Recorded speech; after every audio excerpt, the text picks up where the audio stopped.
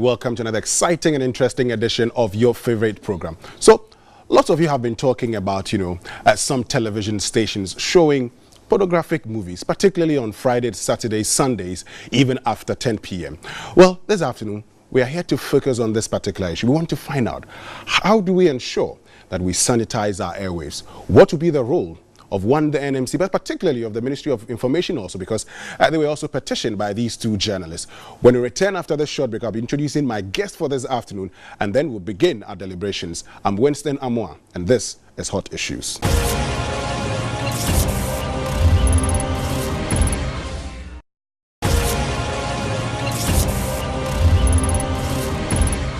All right, so welcome back from the short break, and thanks for staying with us.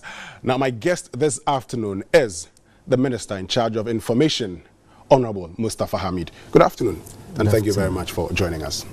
So tell us, how's it been? I mean, ever since you moved from private life into public life, per se, as Minister of Information? Well, you know that public life, it's a difficult one. It's not an easy matter.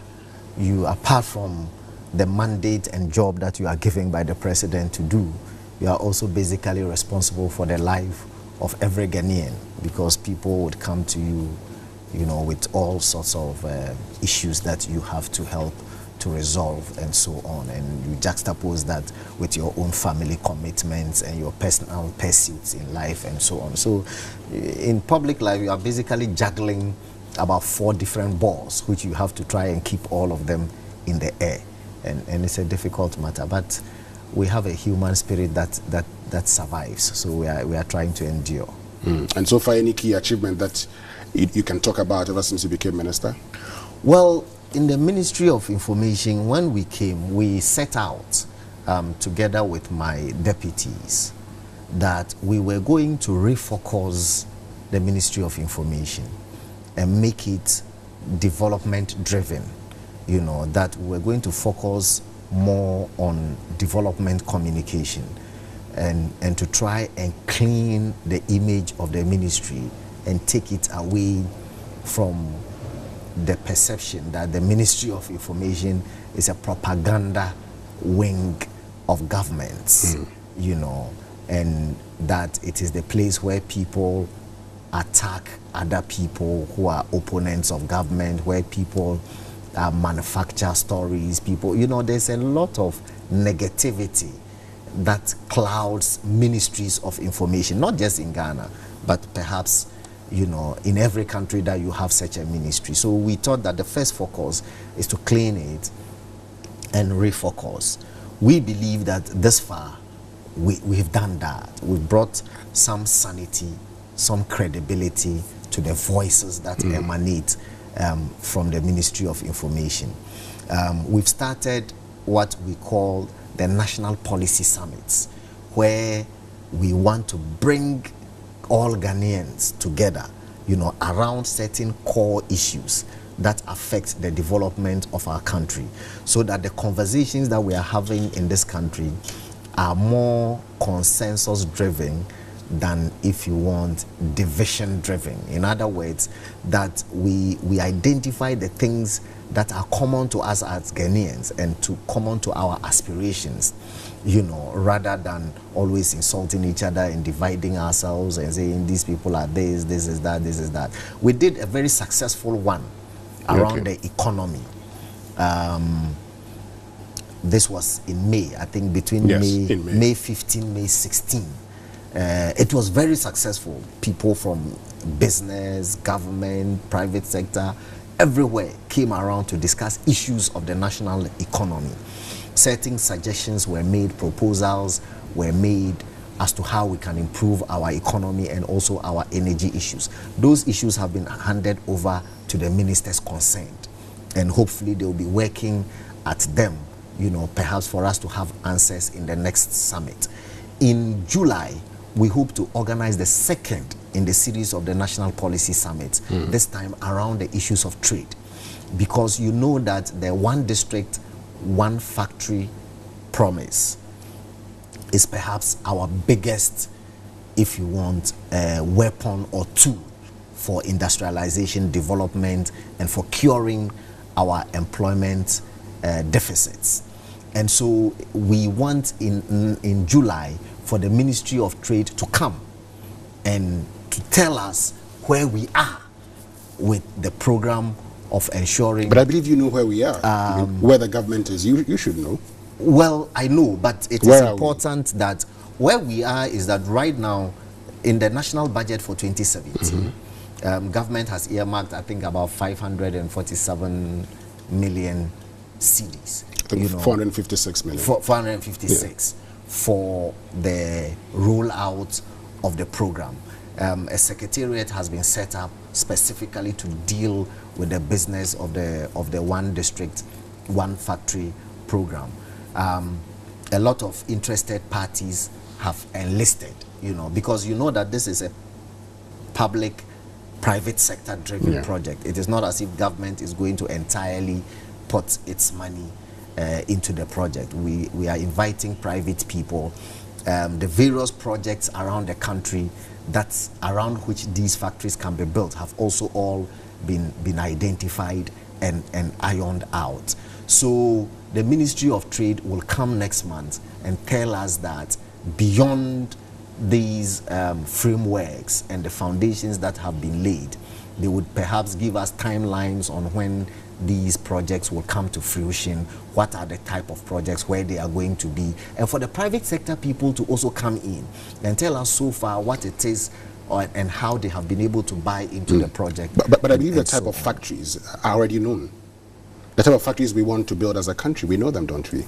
Yes, we do. We do in terms of the raw material that is available in every corner of the country. So we know the factories we're building in every district, for instance. Do we yes, know what that? I'm saying is that the factories are going to be built based on the resources that are inherent in every district. And that's why we say that the projects have been identified. This is what we call the project. So, for example, if we know that in the northern region, for example, mango is an important resource for the people, that the people produce mango, that there is shea butter, that there is guinea fowl, that there is this. These are all the projects that are going to serve as the bedrock on which these factories will be built in order to leverage the local resources that the people have. So how is it going to be? Would government, for instance, invest, say, okay, so I'm putting $51 million in here, and I expect you to bring the rest. I have, say, 20%, you have 80%. How is it going to be like?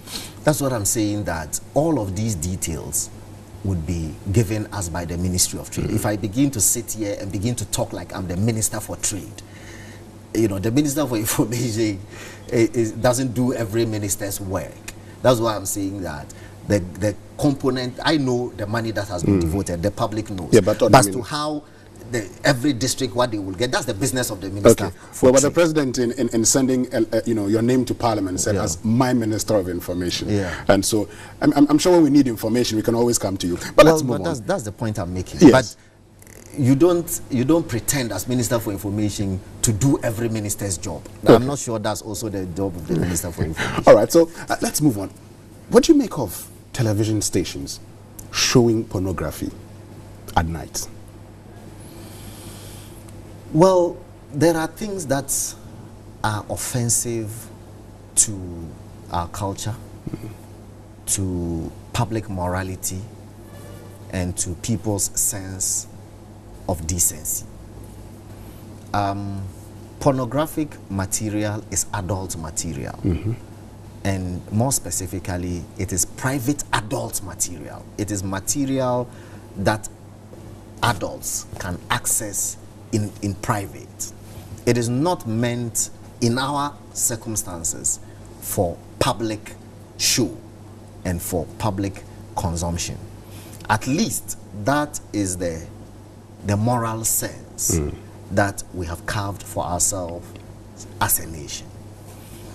And so these days, my understanding is that certain television stations show these things at night. Yes. And I say my understanding because, quite frankly, I haven't seen it myself.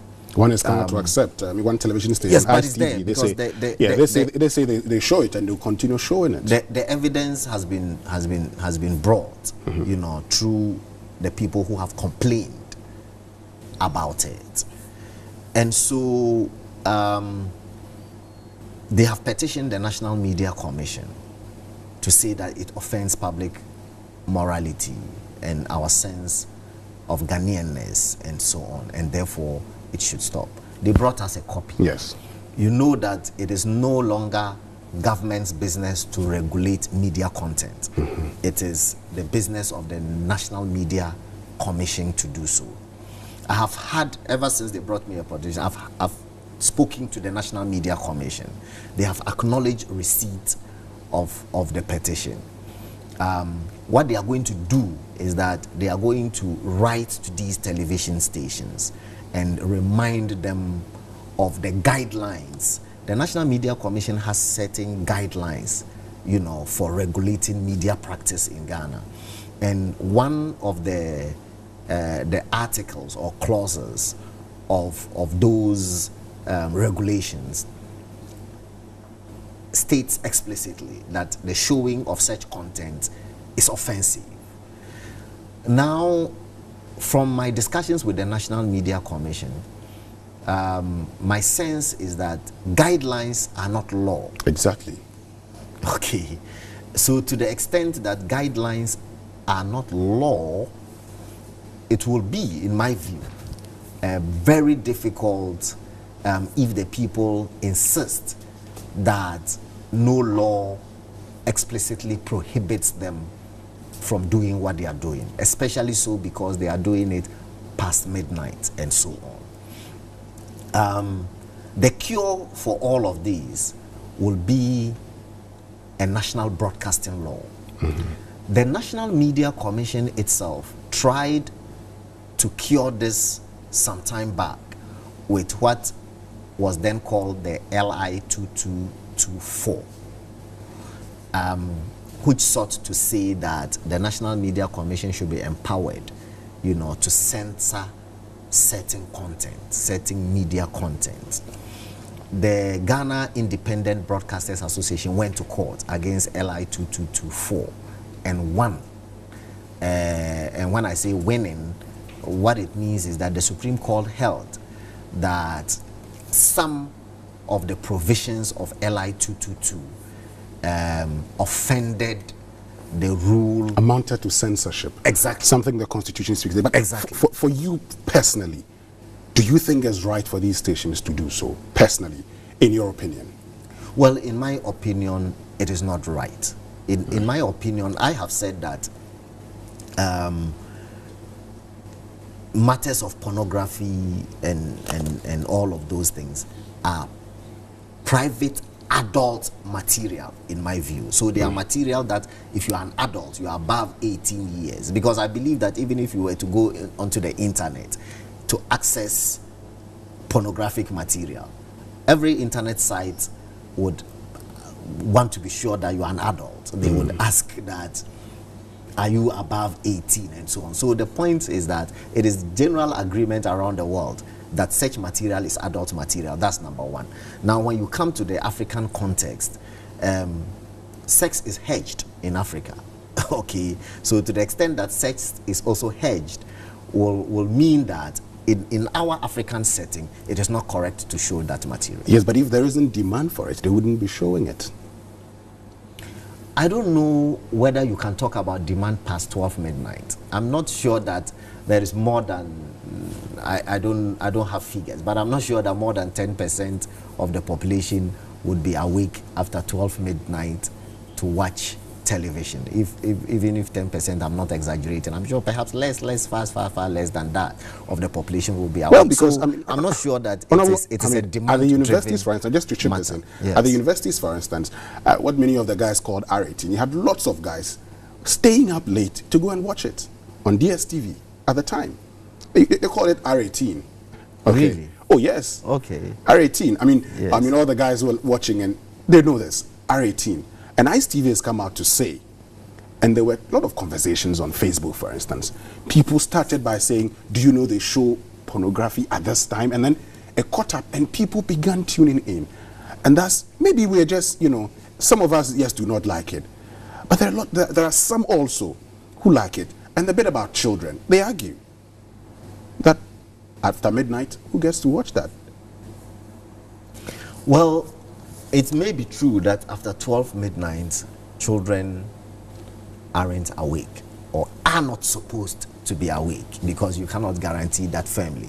Because these days there are children in JHS and so on who also learn at night, who wake up to burn the midnight candle and so on. So we cannot also guarantee totally that at midnight children are awake. That's why in other jurisdictions, okay, this particular content is on pay TV, okay, so that adults who have access to a credit card or a debit card and want to watch porn, in that sense, it may not even have to be midnight. In the private of your home, if you think that your children have gone to school and so on, you can pay and access that search material and watch. Search material generally around the world is not free to air. And that's the problem. Such material generally is not free to air. It is on pay TV. And so even if we were to say that they have the right to air that content, it is better if it was on pay TV rather than if it was a free-to-air program. Well, we'll come back and talk about the issues. We'll find out how we can deal with this and issues of the broadcasting law that you talked about. Still live on Hot Issues with me, Winston, and my guest this afternoon is the Minister of Information, Honorable Mustapha Hamid. We'll go for a short break. Stay with us.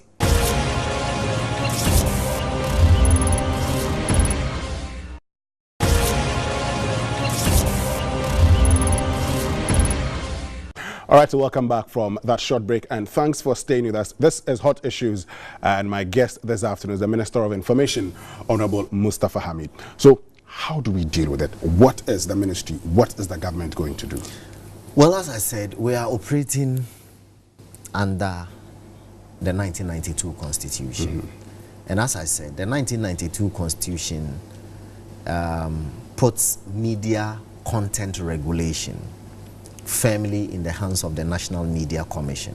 In fact, the Constitution actually states that the National Media Commission is meant to insulate state-owned media against governmental control and so on. That's even state-owned media. And so it does not lie within our remit as Ministry of Information to directly deal with this matter. However, we can talk to the stakeholders in the media industry, Ghana Independent Broadcasters Association, for example, National Media Commission, even PRIMPAG, and so on.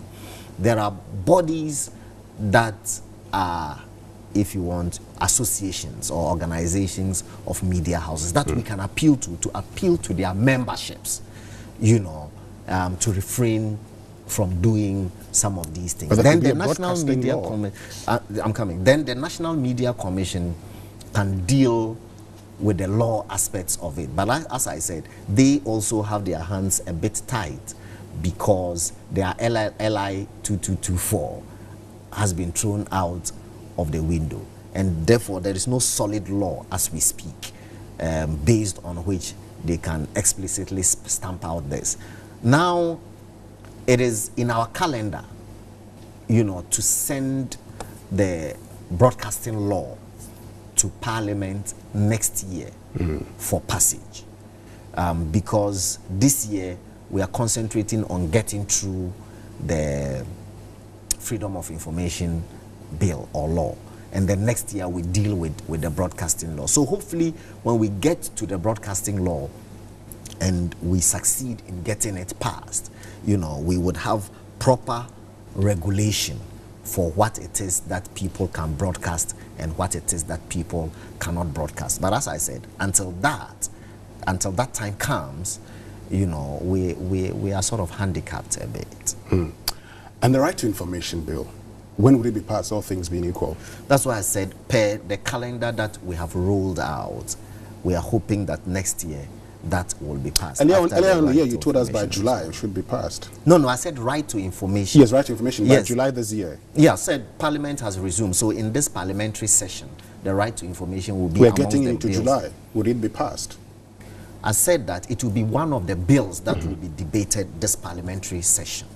And then so in the course of that, it will be debated and passed. So this year, we hope. Well, now that I have you, there's some, issues that we've had, and it's just good we have you so we can get clarification from it. We're told ministers haven't been paid so far. Is that true? Yes, that's true. Why? I don't know. I guess that the processes for getting these things done takes time. You know, the whole process is about controller and accountant generals and all those things and so on. I mean, it's become a phenomenon. It's not a very good phenomenon in our country that people get employed and after 1 year they are not taking salaries yet and so on. It happens with teachers, nurses, etc., etc. So if it's happening with politicians, maybe we should say, well, it's good that it's happening to them so that when they also feel the pinch, they will work hard to correct the anomaly for all of us citizens. But so how are you surviving then? You're working and a lot of pressure on you. How are you surviving? Have you been surviving over the past 4 or 5 months? Well, it's been difficult, just like all other people manage to survive by the grace of friends and associates and so on. We are managing to get by. Except that for politicians, sometimes Ghanaians fear that that could lead you into being compromised by somebody. Well, of course, I wouldn't say that that fear is entirely unfounded. So I hope that the authorities are working hard, people who are responsible for ensuring that these things happen, get them to happen as quickly as possible. Were you surprised when your name was not included in the list of cabinet ministers? Well, I'm neutral. I wouldn't say I was surprised or not surprised. I mean, because composing a list of 19 cabinet members out of 36, which the president named, I must confess, would be a very difficult task for any president at all. And therefore, if you are amongst the 36, you know that you can either be in or not be in. And so you don't have to either be surprised or not surprised. I'm not sure it's a matter that we either have to be surprised about or not surprised about. So I'm indifferent. What do you make of the security of the state so far? Well, I think that the security of the state, it's good. Even though I must admit that there's a certain perception out there that there's a certain state of insecurity, okay? But that may not reflect the reality, and in my view, it doesn't reflect the reality. There have been 3 isolated incidents, that have tended to heighten this perception. So the security agencies are working very hard to ensure that these types of incidents don't happen, so that the general security that we feel is not compromised on the altar of the perception that people are not secure. But quite frankly, I believe that this country is quite a peaceful place to live in right now. Well, there's lots of issues here, but the family of the police who was also shot, they're calling for state burial. They're calling for similar treatment. Would that be accorded them? Well, I haven't received formal notification. You are the one just telling me. That's number one. Number two, the authority is not vested in me to make those kinds of decisions. So I'm sure their petition will be directed perhaps through the Minister for Interior, who is responsible for police people and so on. And when that comes up as a formal request, I'm sure they will look at all the implications and the ingredients that qualify for such treatment, and then the appropriate decision will be taken. I'm not sure it lies within my capacity to make that pronouncement. I know that the bill for the creation of the special prosecutor is in Parliament. Who are in there to get it? To get what? To be the special prosecutor. Who's likely to get that? That's another prerogative of the president. You are his Minister of Information. Yeah, but if he hasn't announced something formally, it's not my business. Has the choice been made? Maybe in his mind he has an idea who he wants, but it's not something that he has communicated to me and mandated me to put out. Or it's not something that you should tell us now? Of course, I shouldn't tell you. That yes. One, of course I shouldn't. Great. Yeah. I get that point. Yeah. All things being equal, when is that announcement going to be made?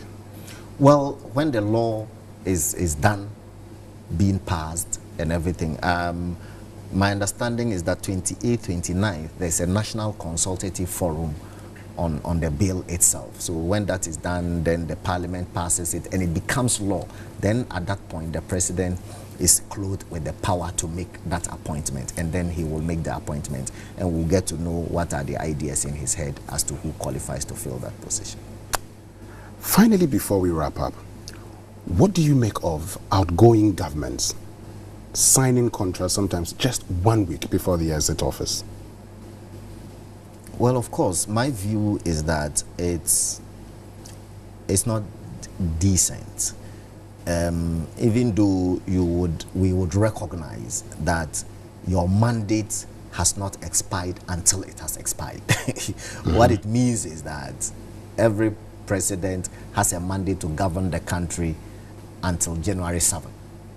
I mean, of every 4 years. And so if it is January 6th, the president is legally in charge of the country, and that government is legally in place, and therefore have legal authority to transact business on behalf of our country. However, the convention is that immediately you lose an election, okay, that you no longer engage in activity that binds the incoming government. It's a matter of convention, it's not a matter of law. And therefore, I would expect that every government would respect that convention, if for nothing at all, for the sake of mutual respect, for decency, and for, if you want, order. On those principles, I am against governments, after they have lost elections, continue to sign contracts. So what happens to the contracts they sign? Oh, they are legal contracts. They are binding on the state. They were signed by a government that was clothed with the authority to do that. They have legal force, and therefore they are valid. So in this case, all the contracts that were signed by the previous administration, they are binding on the current one? They are, unless, of course, the government finds out that some of the contracts were signed contrary to law. Are you following me? Yes. That perhaps they didn't follow the public procurement processes, that there were fishy deals. Once those ones are established, yes, then you can abrogate the contract based on matter of law. But if they were clean, there were transparent processes for signing those contracts, and those contracts came about as a result of transparent legal processes, every government is bound to go by them. And so if vehicles are purchased by the previous administration for the current administration, and they went through the right process, it is binding? Oh, absolutely. Including the 43 vehicles? If right now, I haven't examined the contract, but if the contract was valid, duly given, duly signed, properly executed, it is binding. The government would have no choice but to take those cars. Finally, have you found all the stolen vehicles? You have that information? Well, I guess that the work of the task force hasn't come to finality. If it comes, the chief of staff who set it up will make another formal announcement that the work of the task force to retrieve vehicles has come to an end. In the process, this is how many vehicles that we have received. Until that point, we cannot preempt that conversation. Honorable Mustapha Hamid, thank you very much. Thank you, Mark. All right, so that's all for us, from us this afternoon. Hot Issues, we were joined by the Minister of Information, Mustapha Hamid. Thank you so much for watching us. Make sure you make a date with me on Monday on 3FM 92.7 from 5:55 a.m. to 10 a.m. My name is Winston. I'm on behalf of the team. Have a lovely weekend.